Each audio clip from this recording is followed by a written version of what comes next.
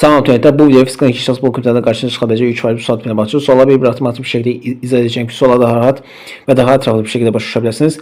Bir hatırlatma da edeyim ki eğer böyle videoların devamını istəyirsə videoyu beğenmeyi, kanala abone olmalı ve videoları şey yazmayı unutmayın. Bunu etməklə mənə çox böyük bir dəstək olmuş olarsınız. O zaman vaxt itirmədən başlayaq.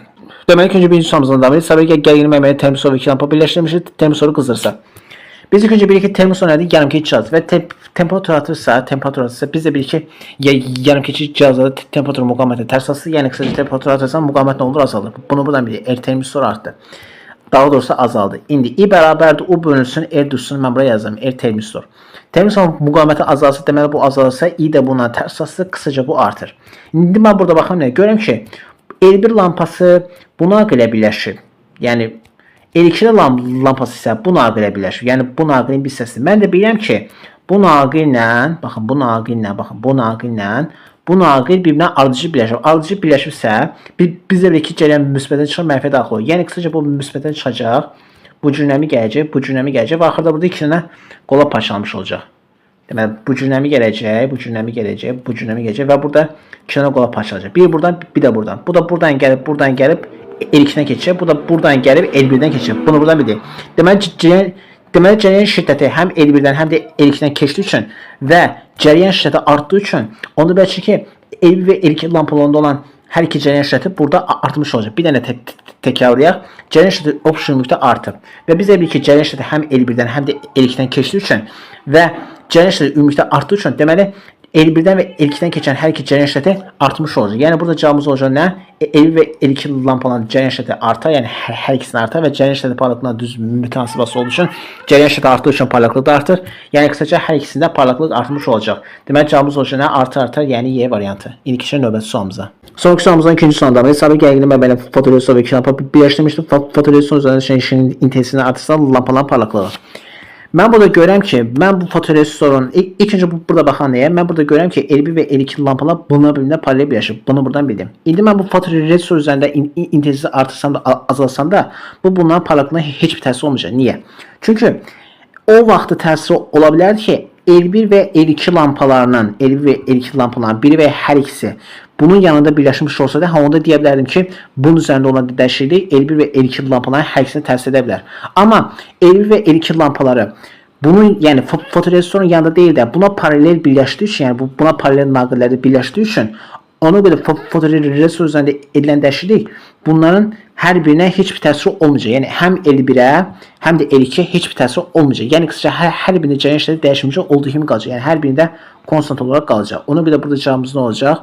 Konstant olmuş olacaq. Yəni heç bir dəyişməyəcək. Yəni cavabımız olacaq Y variantı. Yəni bir dənə təkrarlamış olsa biz ilk öncə burada dedik ki, belə deyək. Bir də bunu bir dənə silim.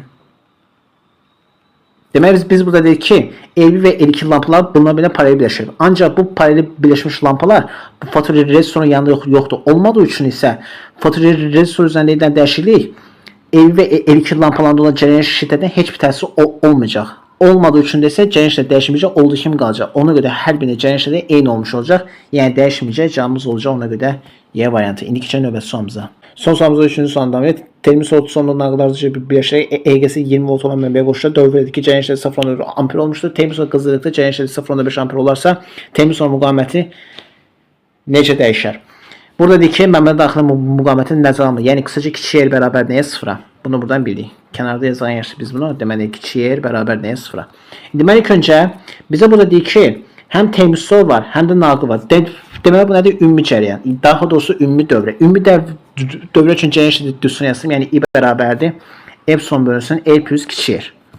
O da bərabərdir. Deməli epsilon bölünsün kiçik R nədir? 0. Ona görə olur nə? R.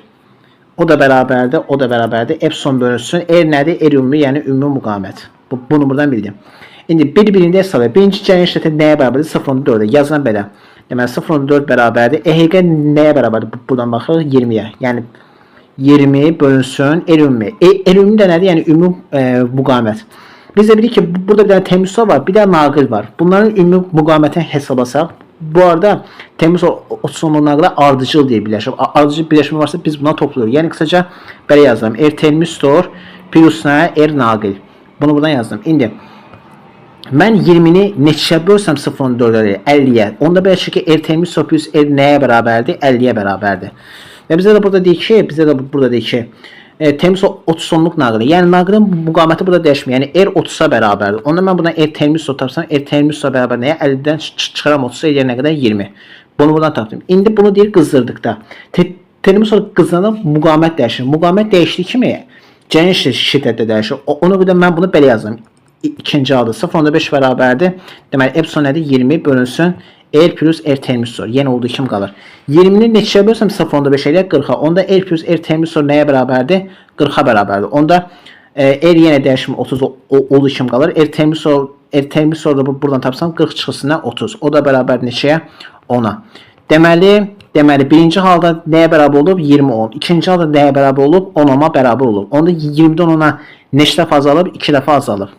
Onda cavabımız neçə olacaq? 2 dəfə azalmış olacaq. Yəni burada cavabımız olacaq A variantı. Belki de bu videoda fizikal inkişaf blokunda karşına çıkabilecek 3 ve 36 məlumatlı suallar bir avtomatik bir şekilde izlediğiniz suallar daha rahat ve daha etraflı bir şekilde başa düşebilirsiniz. Ümid ederim ki bu video size çok faydalı oldu. Eğer böyle videoların devamını istiyorsanız videoyu beğenmeyi, kanala abone olmalı ve videolara şey yazmayı unutmayın. Bunu etməklə mənə çox böyük bir dəstək olmuş olarsınız. Hər birinizi çox sevirəm. Növbəti videolarda görüşəndək sağ olun, salamatçılıqla qalın.